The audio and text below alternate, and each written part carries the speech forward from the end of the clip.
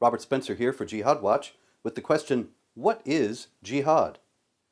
Jihad in Arabic means struggle, and there are as many struggles in the Arabic language as there are struggles in English. You can struggle to quit smoking or lose weight, and there is the titanic struggle between the free world and the communist world, or something of that kind. And in all cases, the word is the same, struggle. The word struggle or jihad has the same kind of array of connotations in Arabic. The Islamic Republic of Iran has a government department, the Department of Agricultural Jihad. It doesn't mean blowing things up on the farm. It means trying to increase crop yields, struggling on the farm for better results. But jihad in Islamic theology has a very specific meaning, and that is warfare against and the subjugation of unbelievers under the hegemony of Islamic law.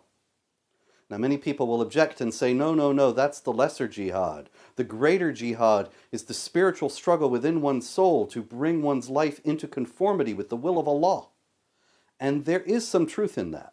There is indeed a greater jihad. There is a hadith, a report of Muhammad's words and deeds in which he says, after coming up from a battle, we have now come from the lesser jihad to the greater jihad. But that is problematic in several very important ways. One is, it does not appear in any of the primary collections of hadith that Muslim scholars consider to be most reliable. There is no record in Bukhari or Muslim or Abu Dawud or any of the other collections of hadith that Muslims rely on the most. There is no record in any of them of Muhammad saying, we are now coming from the lesser jihad to the greater jihad. What's more, the greater jihad as a concept is really an empty thing. Of course, religions will call upon those who adhere to them to strive for self-improvement, but that in itself is not a controversial issue. Nobody would really care if jihad were solely the struggle within the soul of the Muslim believer to conform one's life to the will of Allah, were it not for the fact that the will of Allah is that Muslims have political hegemony and cultural societal hegemony over the unbelievers. And this is the lesser jihad.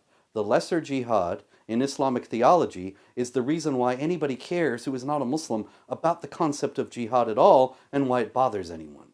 So, in other words, when the Council of American Islamic Relations several years ago ran a nationwide ad campaign saying, my jihad is going to the gym, or my jihad is picking up the kids from school, those were all examples of the greater jihad, but they were deliberately innocuous and hence actually completely irrelevant, because they did not negate the fact that all too many Muslims everywhere around the world have been acting upon the teachings regarding the lesser jihad, which mandates warfare against the unbelievers, and that the unbelievers be first invited to accept Islam, second, invited to enter the Islamic social order, which means that they would pay a special tax, the jizya, as specified in chapter 9, verse 29 of the Quran, and also show themselves to be submissive and subdued, also in accord with that verse. The executors of Allah's wrath on this earth are the Muslims. And one of their jobs is to make sure that the non-Muslims feel the pain in this world, not just in the next, of their having rejected Allah. That is the point of the lesser jihad, to make the non-Muslims suffer, to make them accept the institutionalized discrimination, humiliation, and ongoing harassment that entering the Islamic social order or entering the state of dhimitude involves. And if they refuse to accept Islam, if they refuse the invitation to accept Islam, and if they refuse to enter the Islamic social order and accept dhimitude, the second-class status that always reminds them by their deprivation of their having rejected the true faith of Islam, then Muslims must go to war with them. That is the primary meaning in terms of Islamic history and practice of jihad. It is the main meaning that has caused there to be strife throughout history between Muslims and non-Muslims and causes that strife all around the world today.